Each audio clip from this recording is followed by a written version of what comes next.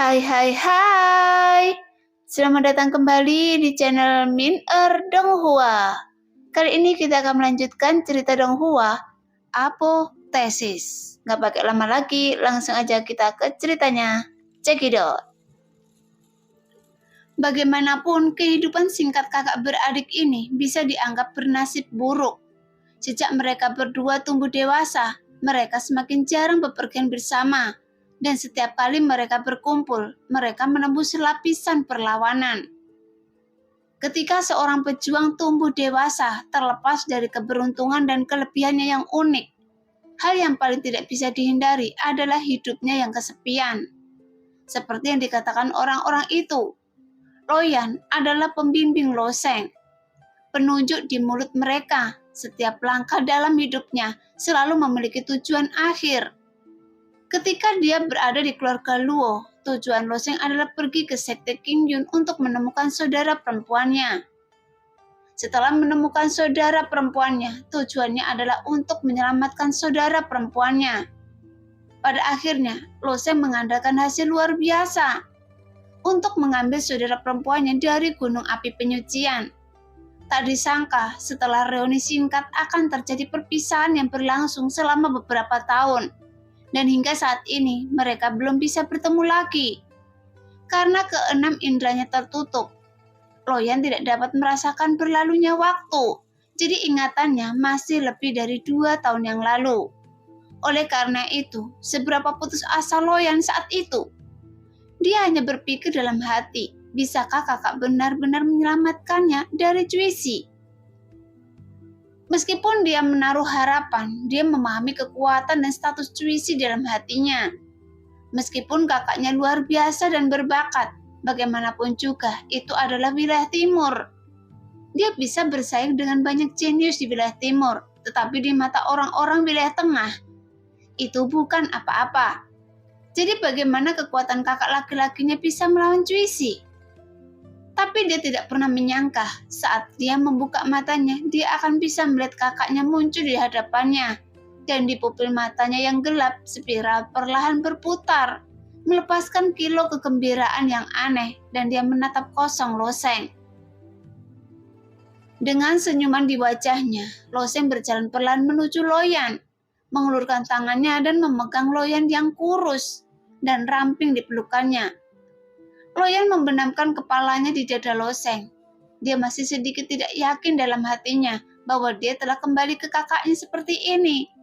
Dia bahkan memiliki beberapa tebakan dalam hatinya. Apakah kakaknya telah mencapai kesepakatan dengan Juisi? Biarkan Loseng bertemu dengannya, tapi dia lebih bingung mengapa Loseng bisa muncul di sini. Saudaraku, di mana Juisi? Loyan sedikit takut untuk menanyakan pertanyaan ini. Dia takut dengan jawabannya. Dan dia berpikir mungkin Loseng hanya bertemu dengannya sekali. Tetapi nasibnya belum benar-benar berubah. Tapi Loyan juga seorang pejuang yang kuat. Jadi tahu bahwa ada beberapa masalah yang harus dia hadapi. Namun Loseng berbisik di telinga Loyan. Dibunuh oleh saya. Mendengar itu, Loyan tiba-tiba mengangkat kepalanya dengan ekspresi luar biasa di wajahnya dan bertanya kepada Loseng dengan suara gemetar. Saudaraku, sungguh saya telah membunuhnya dengan tangan saya sendiri. Loseng menyeka rambut Loyan, tapi dia tidak tahu apakah itu karena metode penyegelan 6 kesadaran. Dalam 2 tahun terakhir, sosoknya menjadi jauh lebih tinggi, tapi sosoknya bahkan lebih langsing dan terlihat kurus, dan rambutnya agak kuning. Jadi bagaimana mungkin Loseng tidak patah hati saat melihat adiknya seperti ini? Loyan mengerutkan bibirnya dengan ekspresi tidak percaya di matanya. Sebagai saudara perempuan Loseng, dia memang memiliki kepercayaan tanpa syarat pada perkataan kakaknya. Namun perkataan Loseng memang terlalu mengejutkan dan sulit dipercaya. Bahkan kebanyakan orang tidak akan percaya jika mereka tidak melihatnya dengan mata kepala sendiri. Bagaimanapun, Loseng hanyalah seorang pejuang alam kebawaan tingkat tahun lalu. Dan dia baru memasuki alam dewa penerangan 2 tahun lalu. Namun hanya dalam 2 tahun, Lo Sheng membunuh orang pertama di wilayah tengah dengan tangannya sendiri. Jadi meskipun ini luar biasa, tapi tidak bisa dimengerti oleh Lo Yan. Sebagai perbandingan, para pejuang yang telah hidup ratusan tahun, menghabiskan seluruh waktu hidupnya yang mencapai ratusan tahun. Bahkan raksasa abadi aliansi bisnis dunia, dia telah hidup selama lebih dari 1000 tahun. Inilah sebabnya Lo Yan tidak dapat mempercayainya. Bagaimanapun ini adalah wilayah tengah, bukan wilayah timur. Melihat ekspresi Lo Yan, Lo Sheng tersenyum tipis tapi sorot matanya sangat serius. Kakak, Anda tidak akan berbohong pada... Cuisi benar-benar mati dan dibunuh oleh tangan saya sendiri.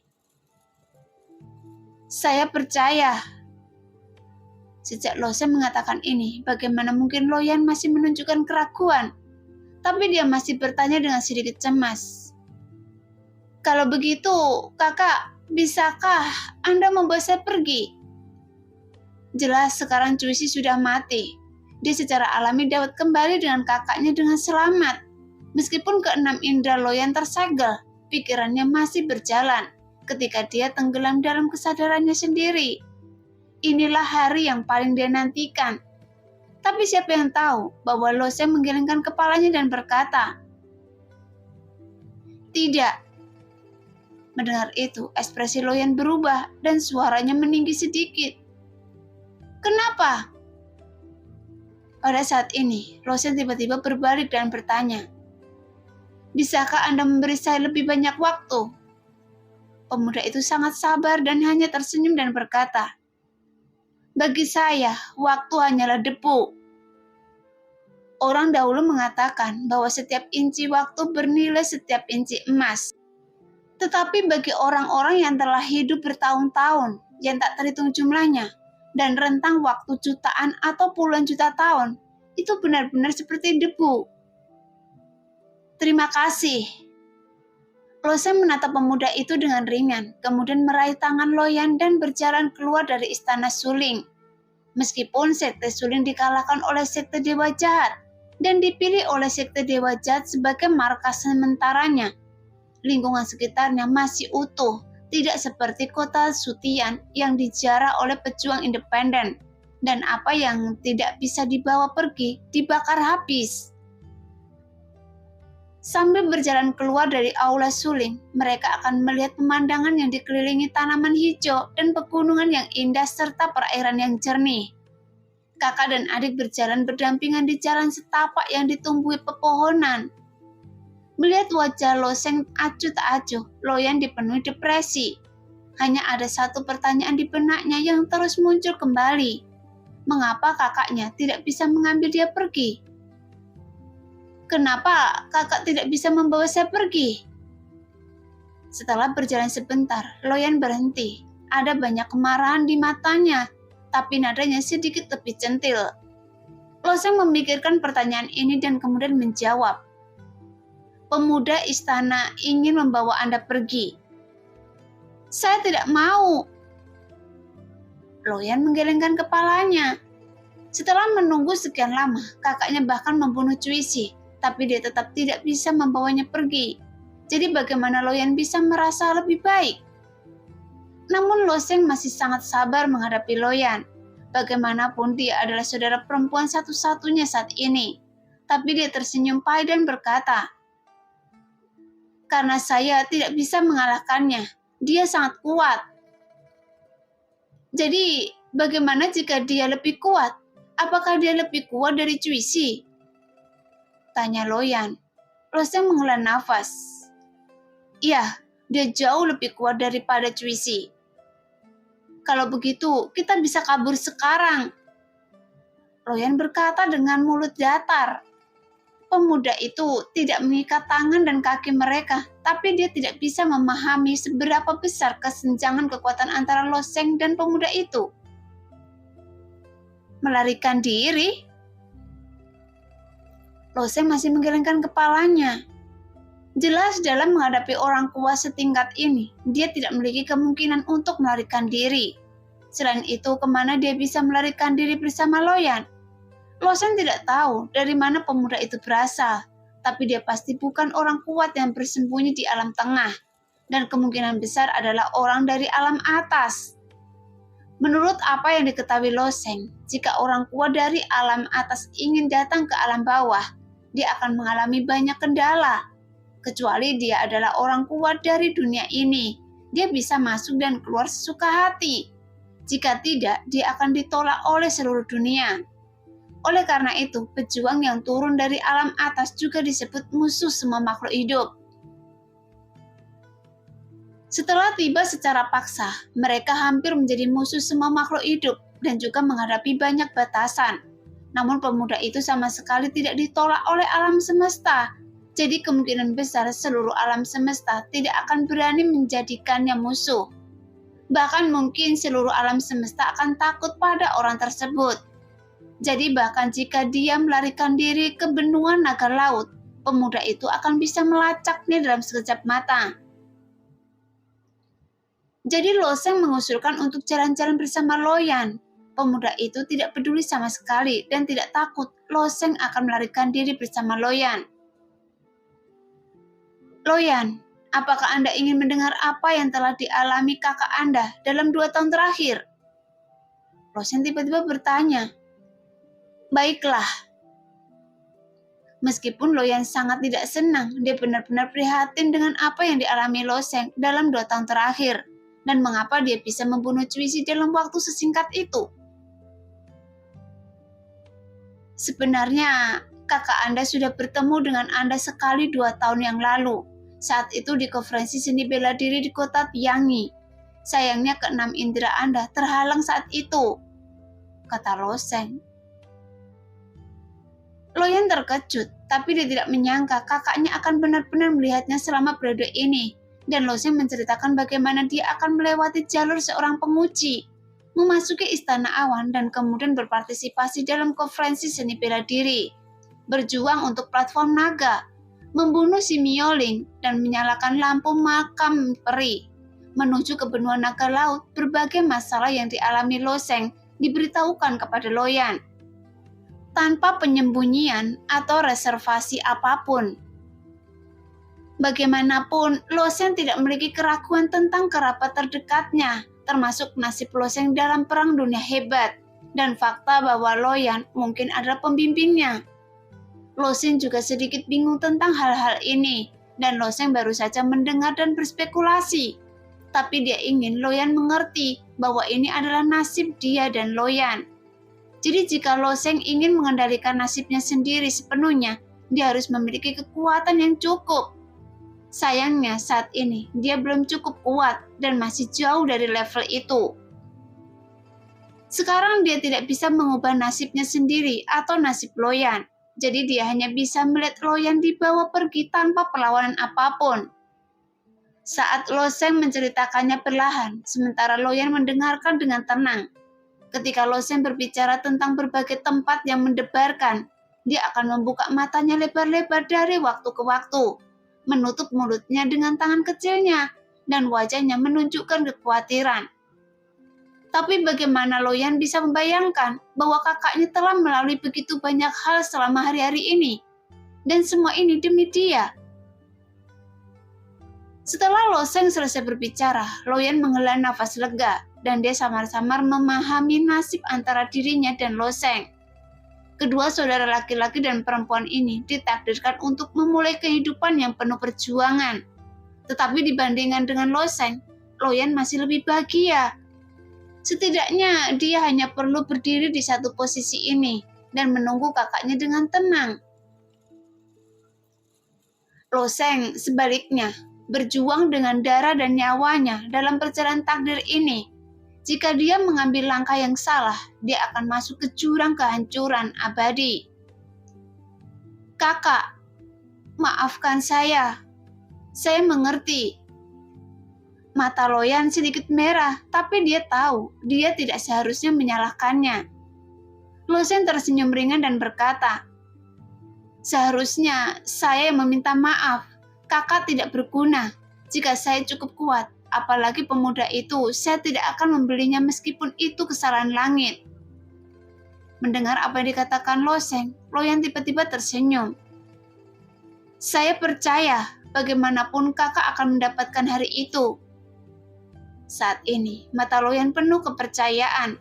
Karena waktu reuni yang singkat, kakak beradik ini sepertinya sangat menghargainya. Setelah perlahan kembali dari jalur hutan, mereka dengan enggan memasuki istana suling. Setelah memasukinya, mata Loseng tertuju pada wajah pemuda itu. Kemudian dia berkata dengan dingin, "Saya bisa membiarkan Anda membawa Loyan pergi." Pemuda itu tersenyum tipis dan berkata, "Anda tidak memiliki kemampuan untuk menolak." Mata Loseng tiba-tiba bersinar dengan seberkas cahaya, menatap ke pihak lain. "Anda benar, saya tidak bisa memilikinya sekarang, tetapi pada akhirnya saya akan memilikinya. Jika Anda membuat kesalahan pada Loyan, saya tidak akan membiarkan Anda pergi." Namun, Loseng tidak merasakan banyak permusuhan dari pemuda di depannya. Tapi jika dilihat pemuda ini ingin mengambil Loyan benar-benar berbeda, jadi kata-kata Loseng relatif tertutup. Namun tanpa diduga, pemuda itu tersenyum tipis dan berkata, "Saya sangat menantikan hari ketika Anda bisa bertarung dengan saya." Alis Loseng terangkat. Jarak antara dia dan pemuda ini terlalu besar. Dia tidak tahu bahwa hari itu adalah tahun monyet. Jadi tidak ada gunanya mengatakan lebih banyak. Pada saat ini, Loseng tiba-tiba teringat sesuatu. Masalah ini tidak dapat diselesaikan oleh orang lain, tetapi dengan kemampuan pemuda di depannya, pasti ada jalan. Sekarang vitalitas Neng Yudi kini telah habis. Seharusnya tidak terlalu sulit untuk memulihkan vitalitasnya. Dan Loseng khawatir, ini hanya masalah isyarat. Sebelumnya, Loseng selalu enggan meminta bantuan orang lain, tapi sekarang ini tentang Neng Yudi, dan dia harus membuat wajah ini apapun yang terjadi. Memikirkan hal ini, Loseng tiba-tiba berkata kepada pemuda itu, "Saya masih memiliki sesuatu untuk diminta." "Ayo, kita bicara," kata pemuda itu sambil tersenyum tipis yang menunjukkan kesabarannya memang sangat baik. Kemudian Loseng menceritakan apa yang terjadi pada Neng Yudi. Angin hidup dan mati, hukum sebab dan akibat. Pemuda itu tetap tersenyum sebelum melanjutkan. "Saya memang bisa dengan mudah mengungkap hukum sebab akibat di level ini, tapi saya tidak akan membantu Anda." "Kenapa?" Loseng merutkan kening dan terus bertanya. "Karena ini hidup Anda juga." Pemuda itu berkata dengan tenang. "Saya tidak bisa terlalu banyak ikut campur, ini sudah melanggar aturan. Jadi Anda hanya bisa bekerja keras sendiri. Adapun Loyan, saya ingin membawanya pergi." "Apakah ini juga hidup saya?" Loseng menunduk dan berpikir sejenak. Pada saat ini, dia merasakan sepasang tangan kecil yang dingin tiba-tiba menutupi lehernya, tetapi Loyanlah yang mencium wajahnya. Setelah memahami nasib kakaknya dan dirinya sendiri, Loyan tiba-tiba tampak menjadi bijaksana, atau dengan kata lain, dia telah memahami nasibnya dengan jelas. Dia tahu bahwa kakaknya telah menghabiskan terlalu banyak energi dan dia tidak ingin memberikan beban psikologis apapun kepada Loseng. Jadi dia menunjukkan sisi positifnya kepada Loseng, tetapi dia tersenyum dan berkata, "Saudaraku, ayolah." Melihat senyum percaya diri Loyan, bagaimana mungkin Loseng tidak mengerti apa yang dia pikirkan. Meskipun dia merasa tertekan, dia juga mengangguk sambil tersenyum karena Loyan ingin bahagia. Dia harus bahagia. Tepat ketika pemuda itu hendak membawa Loyan pergi, Ausian tiba-tiba berkata, "Senior, bisakah Anda membantu Xiaoyu membuka 6 indera?" Jelas, kekasih Ausiang masih tersegel dengan 6 indera. Cara menyegel 6 indera sangat merepotkan untuk membuka segelnya dan bahkan dapat menimbulkan beberapa resiko. Jika pemuda ini dapat dengan mudah membuka segel Xiaoyu, maka tidak perlu ada masalah, dan itu dapat membantu Xiaoyu bangun 1 hari lebih awal. Dan pemuda itu tidak menolak permintaan Ossiang karena yang tidak ingin dia ganggu adalah nasib Loseng. Tetapi orang lain tidak peduli. Jadi dia melepaskan Seke Sioyu dengan jentikan tangannya. Melihat pemandangan ini, Ossiang langsung gembira dan hampir berlutut ke arah pemuda itu.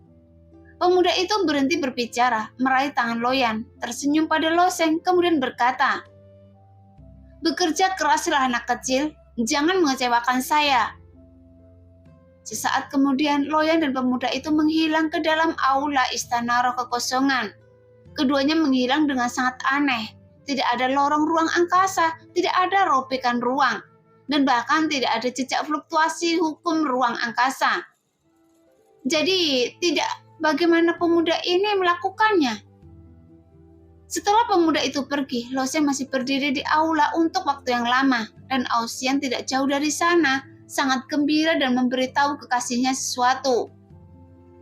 Sebagai seorang jenius tingkat dewa, Ossiang juga mengalami nasib buruk. Dia hampir mati di tangan si Mioling dalam kompetisi seni bela diri, namun sekarang dia mendapatkan keinginannya dan mampu menyelamatkan kekasihnya. Dia memiliki bakat tingkat dewa dan dia pasti akan digunakan kembali oleh aliansi bisnis dunia di masa depan. Sekarang bahaya tersembunyi dari sekte dewa jahat telah dihilangkan, dan dengan bakatnya yang tumbuh, kemungkinan besar dia akan menjadi orang penting dalam aliansi bisnis dunia.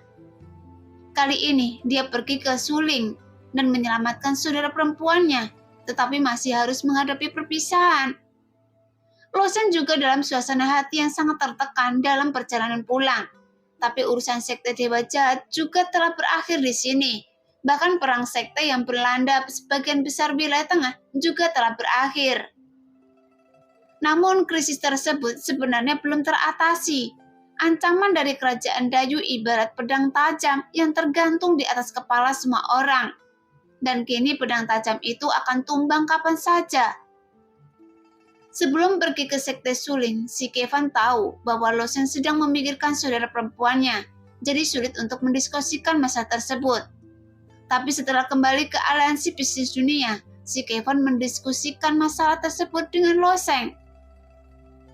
Mendengarkan nada suara Loseng pada saat itu, dia sepertinya punya cara untuk menghadapinya, tetapi si Kevan tidak dapat memikirkannya. Bahkan jika dia memikirkannya, bagaimana Loseng bisa menghadapi penguasa besar alam laut dewa dari kerajaan Dayu? Setelah mengetahui tentang si Kevan dan kekhawatiran tersembunyi lainnya, Loseng tersenyum ringan dan berkata, "Pemimpin Si, saya tentu punya cara untuk mengatasi masalah ini. Koneksi aliansi bisnis Anda ada di seluruh wilayah tengah. Tolong bantu saya untuk menemukan siapapun di dunia ini yang menyembuhkan Neng Yudi." Melihat ekspresi percaya diri Loseng, ketiga pemimpin aliansi semakin bingung dengan Loseng. Dia telah menghabiskan begitu banyak upaya melawan Cuisi sebelumnya, tapi sekarang dia akan menghadapi orang kuat dari alam laut dewa. Dan dia masih sangat percaya diri yang membuat ketiga pemimpin itu semakin bingung. Mungkinkah Loseng masih mempertahankan kekuatannya dan dapat melawan orang kuat di alam laut dewa? Tapi ini tidak mungkin, karena jika ini masalahnya, Loseng tidak akan membiarkan Cuisi menggunakan angin hidup dan mati, menyebabkan Neng Yudi terlihat seperti ini. Tapi selain itu, apalagi yang bisa menjelaskan kepercayaan diri Loseng? Memikirkan hal ini, ketiga pemimpin aliansi semakin tertekan. Mereka hanya berpikir bahwa Loseng tidak pernah mengecewakan mereka. Jadi mungkin Loseng benar-benar punya cara. Jadi si Kevan setuju dan aliansi bisnis dunia mereka akan mengerahkan semua koneksi mereka untuk memberitahu dunia bahwa orang-orang kuat di dunia yang bisa menyelamatkan nyawa Neng Yudi untuk datang. Meski begitu, Loseng merasa harapannya kecil karena aliansi bisnis Tianxia awalnya mempertemukan banyak dokter terkenal di wilayah tengah. Dan dokter terkenal bernama Suisi telah menganalisis masalah Neng Yudi dengan jelas. Neng Yudi tidak terluka dan dia tidak memiliki gejala apapun. Hanya saja kekuatan kehidupan sudah kering seperti bunga yang layu.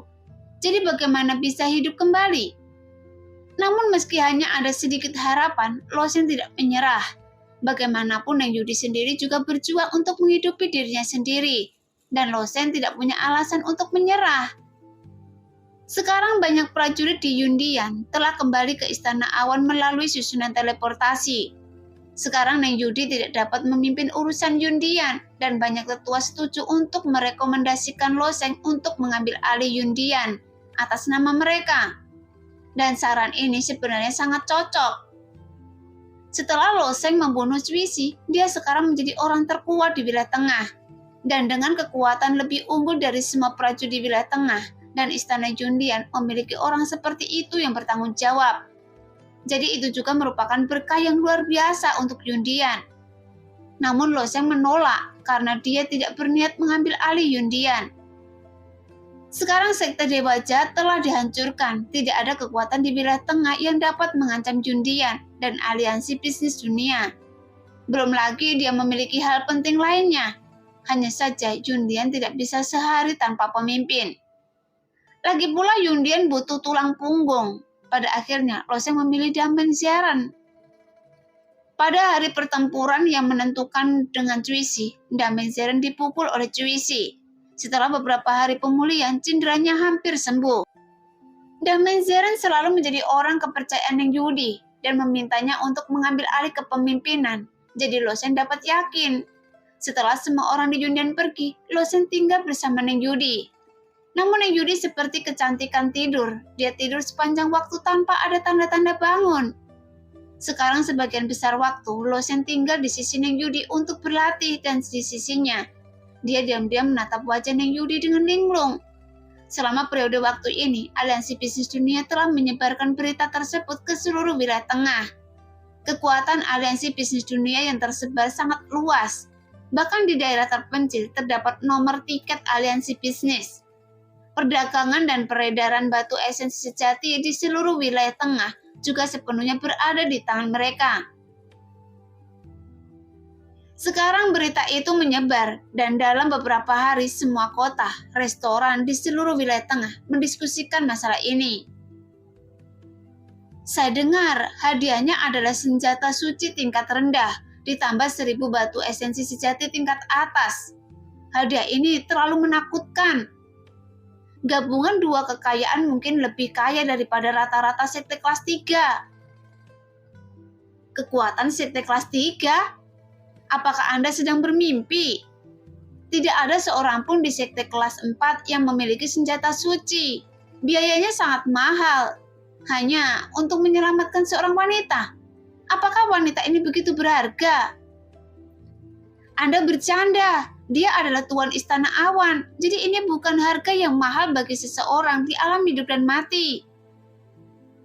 Keluarga saya memiliki ramuan leluhur yang konon mampu menghidupkan kembali orang mati, bahkan dapat memperpanjang hidup hingga puluhan tahun. Saya ingin mencobanya. Wah, jangan gunakan barang-barang berantakan di rumah Anda untuk menawarkan harta karun. Memalukan. Aliansi bisnis dunia mengumpulkan alkemis dari seluruh dunia. Apakah keluarga Anda yang lusuh menganggap Anda tinggi? Di bawah hadiah yang begitu besar, orang-orang dari semua lapisan masyarakat juga berbondong-bondong ke aliansi bisnis dunia.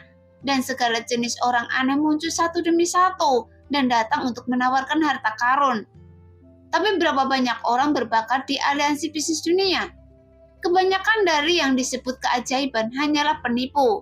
Meskipun mereka benar-benar memiliki ramuan ajaib dan teknik rahasia, di mata aliansi bisnis dunia, mereka hanyalah permainan anak-anak dan tidak berguna. Tentu saja ada juga beberapa orang yang benar-benar cakap di antara orang-orang aneh ini. Namun menghadapi masalah Neng Yudi, mereka tetap tidak berdaya dan kembali dengan putus asa. Setengah bulan kemudian, seorang pengemis compang-camping memasuki kota Tiangi. Ketika pengemis itu memasuki markas besar aliansi bisnis dunia, personel aliansi bisnis di depan pintu menjelaskan tujuannya, bahwa dia punya cara untuk menyembuhkan Neng Yudi. Tapi selama ini, berbagai macam orang asing datang untuk memberikan nasihat dan menawarkan harta serta obat-obatan. Seperti ikan mas cucian yang menyeberangi sungai, namun tidak ada satupun yang berguna. Jadi ketika orang-orang dari aliansi bisnis itu melihat pengemis ini, bagaimana dia bisa mendapatkan wajah yang bagus? dan mereka menolaknya. Namun pengemis itu tidak meninggalkan kota Tiangi. Dia dengan sabar menanyakan tentang kediaman Neng Yudi. Dan ini benar-benar didengar oleh pengemis. Karena bukan rahasia lagi bahwa Lo Sheng membawa Neng Yudi untuk tinggal sementara dengan Neng Yudi di aliansi bisnis dunia. Dan secara khusus mengalokasikan sebuah istana untuk Lo Sheng. Setelah pengemis mengetahui lokasinya, dia pergi ke sana dan menemukan ada penjaga yang menjaga pintu masuk istana. Dalam keputusasaan, dia memanjat tembok. Adapun pengemis ini, dia juga memiliki budidaya alam rahasia bawaan. Betapapun miskinnya kesatria itu, dia tidak bisa begitu lemah. Mungkin mengembara sebagai pengemis juga merupakan salah satu cara dia berlatih. Tidak lama setelah pengemis itu masuk ke istana, dia segera ditemukan oleh prajurit lainnya. Bagaimanapun jimat-jimat ini tersebar di mana-mana, terutama jimat bintang 1. Jimat ini sendiri tidak terlalu kuat, tetapi bila disentuh akan mengeluarkan jeritan yang tajam. Dan pengemis itu dengan sendirinya menyentuh jimat-jimat itu. Setelah memasuki istana tanpa izin, ketika simbol-simbol itu menjerit, mereka segera menarik banyak penjaga. Kemudian dengan cepat para penjaga langsung mengepung pengemis itu.